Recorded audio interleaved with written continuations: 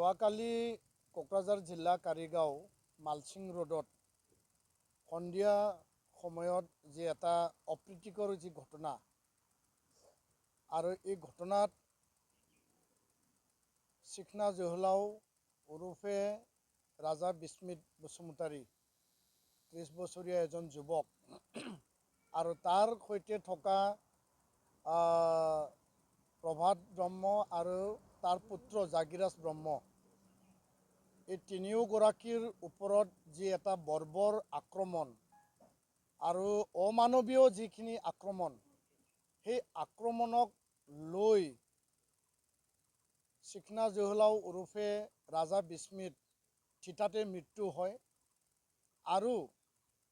তেখেতসকলৰ যি স্কৰপিঅ' বাহন আছিল সেইটো দুষ্কৃতিকাৰীসকলে হত্যা কৰি পেলাই তাক জ্বলাই দিয়ে, গাড়ীখন জ্বলাই দিয়ে আৰু এই ঘটনাক নিখিল বড়ো ছাত্ৰ সন্থাৰ তৰফৰ পৰা আজি আমি তীব্ৰ ভাষাৰে আমি গৰিহণা দিছোঁ আৰু এই ঘটনা কি কাৰণত হ'ল, কিয় হ'ল, কেনেকৈ হ'ল, ক'ৰ পৰা এইটো সংগঠিত হ'ল। যিহেতু আমি জনাত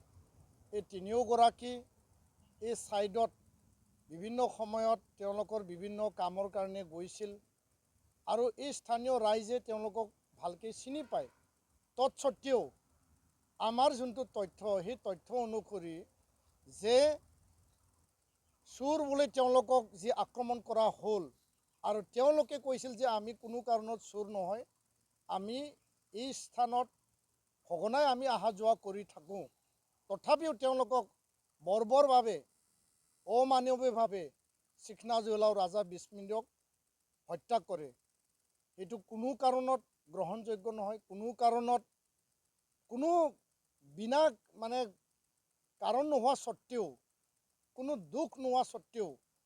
আইন হাতত তুলি লৈ পেলাই কাকবা জন্তুৰ দৰে হত্যা কৰিব, সেই ঘটনাটো আমি নিন্দা কৰিছোঁ, গৰিহণা দিছোঁ আৰু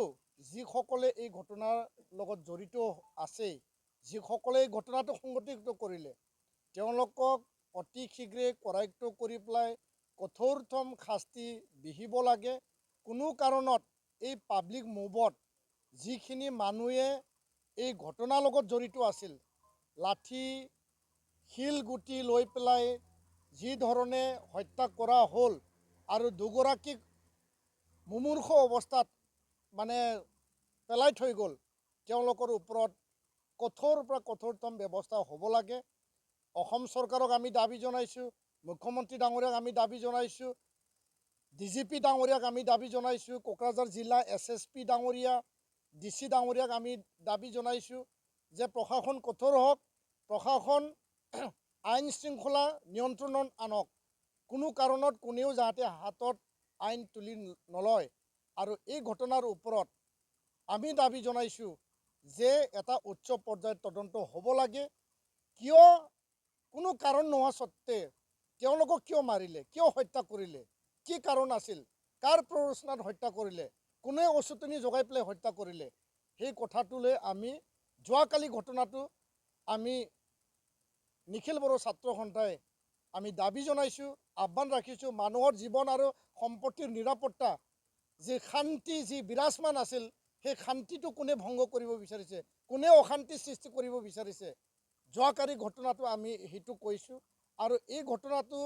লৈ পেলাই আজি ৰাতিপুৱা ভাগৰ পৰা এই হত্যাকাণ্ডৰ প্ৰতি আৰু কিছু অপ্ৰীতিকৰ যিখিনি ঘটনা লণ্ড ভণ্ড কৰা, কিছু ৰাইজৰ যি এটা পাব্লিকৰ যি এটা চেণ্টিমেণ্ট আৱেগত কিছুমান যিবিলাক এতিয়া ঘটনা চলি আছে, সেই ঘটনাটো প্ৰশাসনে, চৰকাৰে, জিলা আয়ুক্ত আৰু আৰক্ষী আয়ুক্তই অতি শীঘ্ৰে নিয়ন্ত্ৰণত আনিব লাগে। ৰাইজৰ লগত আলোচনা কৰিব লাগে, ৰাইজৰ লগত আলাপ আলোচনা কৰি পেলাই নিয়ন্ত্ৰণত আনিব লাগে আৰু আমি দাবী জনাইছোঁ যে দোষী শাস্তি পাবই লাগিব, দোষীক কৰায়ত্ব কৰিবই লাগিব আৰু দোষীক চৰম পৰ্যন্ত আইনৰ আওতাত শাস্তি বিহিব লাগিব। আৰু এই হত্যাকাণ্ড কিয় হ'ল,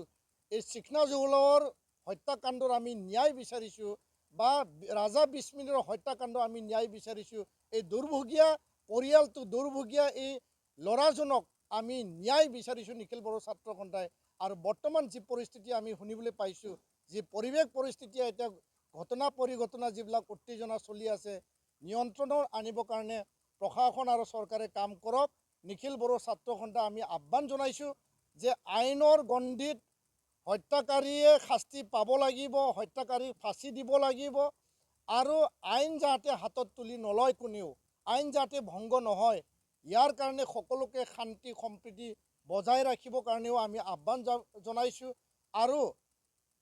যি সান্থাল জনগোষ্ঠীৰ কিছু দুষ্কৃতিকাৰীয়ে কৰা বুলি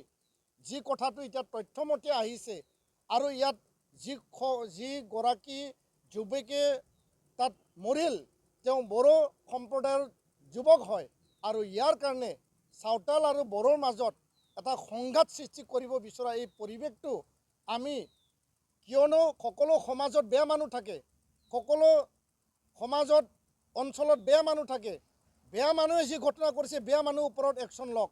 কিন্তু জাতি আৰু জাতিৰ মাজত এই বিভেদ আৰু বিভাজন যাতে নহয় তাৰ কাৰণে আমি সান্থাল জনগোষ্ঠীৰ লোকসকলৰ লগতো আমি আলোচনা কৰিছোঁ যে বেয়া মানুহক আপোনালোকে ওলাই দিয়ক, আৰু কি কাৰণত হত্যা কৰা হ'ল, কিয় হত্যা কৰা হ'ল, ইয়াৰ কাৰণে উচিত বিচাৰ তদন্ত ন্যায় আমাক লাগে। আৰু এই পৰিৱেশটো যাতে সকলোৱে সংযম হৈ পেলাই